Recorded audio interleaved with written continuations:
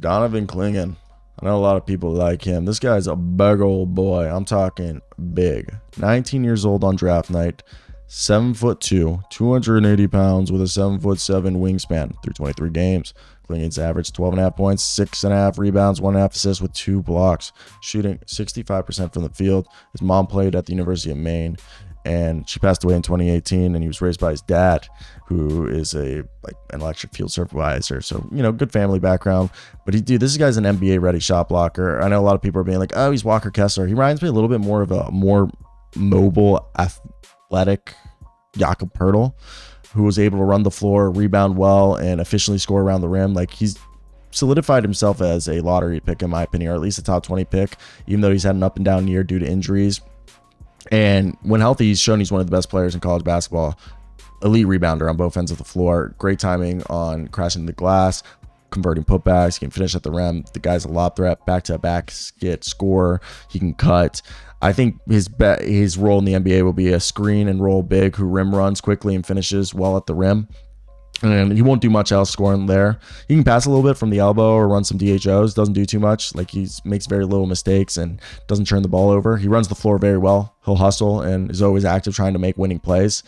I think he doesn't allow anything in the paint on defense. When he's in the game, he has an enormous frame that's tough to shoot over and hard to avoid, and he has decent ground coverage skills. He flashes the potential to be an elite NBA shot blocker that alters any shots within the rim, and just by contesting them, he'll be throwing people off.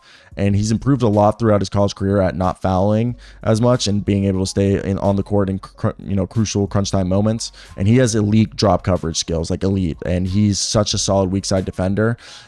It's basically impossible for a ball handler to turn the corner on him and get to the rim. He'll stop them. And even though he's not overtly athletic and lacks toughness at times, I think he can get through that. But he has played 25 minutes in a game 4 times in 60 games so far, so that is concerned about durability and stamina, as he doesn't have the lateral quickness, kind of has cinder block feet, and will get burnt by quicker guards and during pick and roll sets at the top of the key. And he doesn't have many resources outside of the paint offensively. He's a terrible free throw shooter, and supposedly he shoots and hits three-pointers during warmups, and practice, but we haven't seen that transition yet. But for me, Donovan's going to be a guy who's an ideal rim protector in today's league. He has the potential to become one of the best shot blockers and post defenders in the NBA. Has the huge wingspan to contest perimeter shots and cover ground quickly. He's not fouling as much as he used to, but he's had a tendency in the past to get in foul trouble, especially when he runs out of gas. He's got good footwork offensively in the paint. Defensively, there's at times he can get burnt. And he doesn't have any range outside of the paint and is a poor free throw shooter, but he has a very high floor, as he could have a long career being a very serviceable, defensive, rebounding big who can score efficiently around the paint. Let me hear your thoughts on Donovan. I think he can go late lottery, top 20 pick easily, especially with the success of Derek Lively this past season and Mark Williams and Jalen Duren. He fits the bill.